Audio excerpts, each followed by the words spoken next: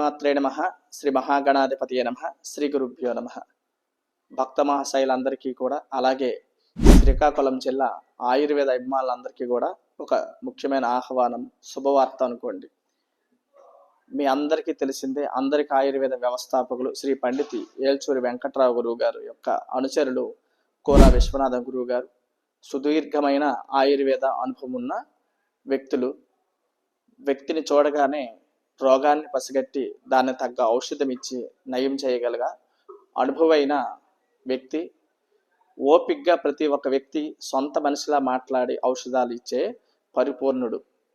అలాంటి గురువుగారు ప్రతి నెల శ్రీ శ్రీ బాలా త్రిపుర సుందరి కాలభైరవ పీఠంలో విచ్చేసి ఇక్కడ వచ్చే భక్తులకి, ఆయుర్వేద అభిమానులందరికీ కూడా దీర్ఘకాలమైన రోగాలకి సులువైన ఔషధాలు ఇచ్చి నయం చేయడం జరుగుతుంది. అందరి కోసం, మనందరి కోసం హైదరాబాద్ నుంచి ఇక్కడ వరకు వచ్చి ప్రతి నెల 2వ ఆదివారం నాడు అందరికీ కూడా ఇక్కడ ఔషధాలు ఇచ్చి రోగ విమోచన చేస్తున్నారు. కాబట్టి అలాంటి అవకాశాన్ని మీరు అందరూ వినియోగించుకోండి. ఇలాంటి అవకాశం మళ్ళీ మళ్ళీ రాదు.